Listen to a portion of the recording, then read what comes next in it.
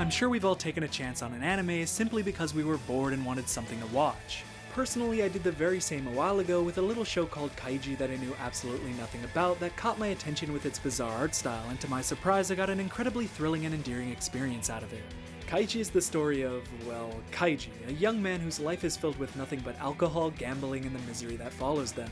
The show takes place in 1996 during Japan's long recession that followed the bubble of economic growth experienced in the 80s finally bursting.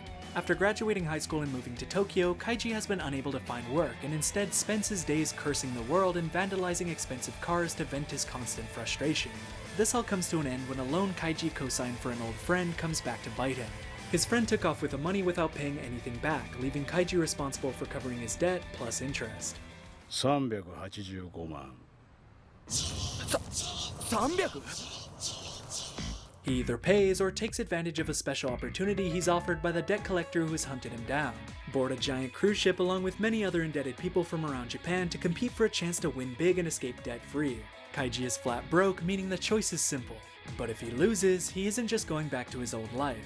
He'll be forced to work in a labor camp for years until he can pay back everything he owes. The event is set up by a wealthy company and it serves as entertainment for corrupt executives who want to watch the weak squirm around in sorrow. What results is an absolute roller coaster of emotions as Kaiji puts everything on the line in various games of chance that challenge his cunning, perseverance, and most of all, luck. The show manages to squeeze every bit of drama out of a given setup and situation, making sure that no struggle passes without you as the viewer feeling emotionally exhausted. Kaiji's adventure is full of extremely steep drops and triumphant climbs, but the show is heartless and will defy your expectations. True, watching a hero fight a villain and having tension build and build over the course of 20 episodes can be very dramatic and its payoff cathartic. But what about a character with nothing falling even further into despair? Now, that desperation and hopelessness causes every little victory to pack as much punch as a hero finally landing a blow against a villain thought to be invincible. The cruise ship is what kicks off the story, but the anime only covers the first 2 parts of the series in its 2 seasons, while the manga is actually comprised of 5 and still going. Kaiji is definitely the most successful manga from its creator Nobuyuki Fukumoto, and he's created a bunch of different series over the years. A lot of his other works seem to have something in common, and that's that they're all focused around the game Mahjong. Akagi is a legendary Mahjong player who was able to beat members of the Yakuza in the game when he was just 13 years old. Tenma is a kid who must save his friends using his skills at Mahjong. Pen-chan is a kid who loves Mahjong but isn't very good at it. Ten is a man who's really good at cheating at Mahjong. His stories also have something else in common. What's that? Got a problem with noses in your anime? Can't handle a character who isn't ashamed to sniff out the truth with his giant nose? All of my favorite anime characters don't have noses. They're disgusting, get away from me! Unlike the other works from this creator, Kaiji is a lot more accessible because you don't need to know how to play Mahjong. Well, at least until the 3rd series of the manga rolls around.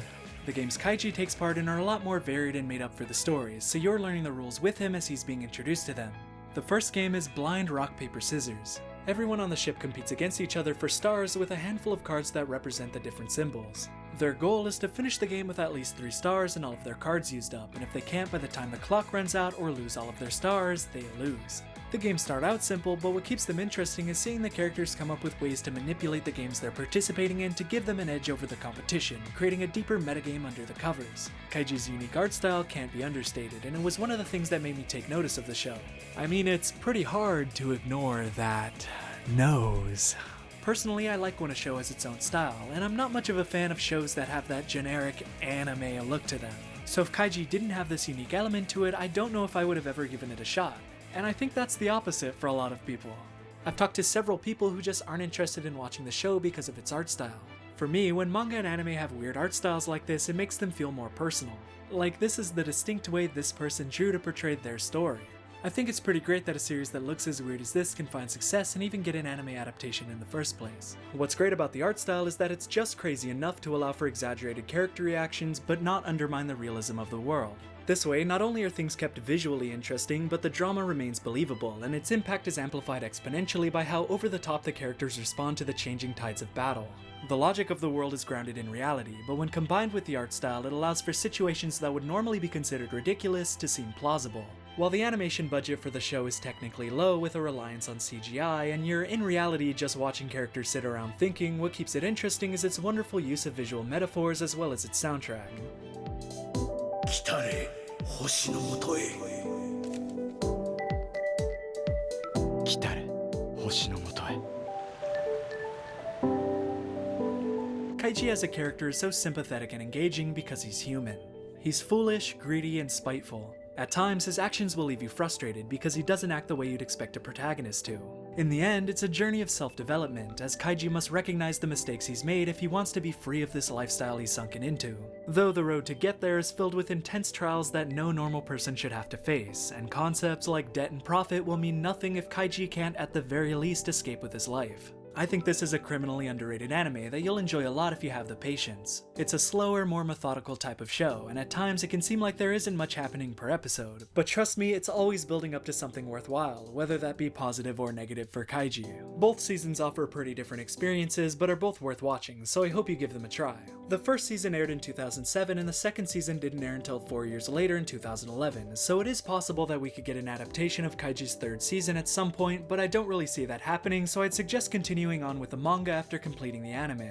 They actually made a pachinko machine out of the third series of the manga with animated sequences and everything, but that's probably the best we're gonna get. While the show has its fans, it didn't take the world by storm or anything, and as a result, I don't think either seasons were ever re-released in HD, so finding the first season specifically in very good quality is gonna be tough. But I'll leave you with that. I really want the events of the show to surprise you, so I don't want to spoil any more than I have. I hope I was able to give the show a little more exposure and maybe introduce it to some of you who have never heard of it before.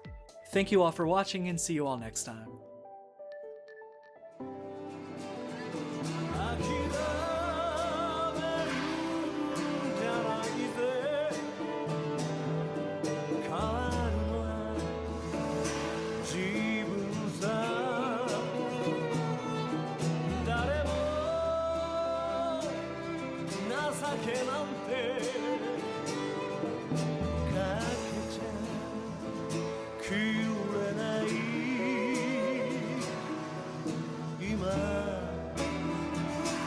Kaiji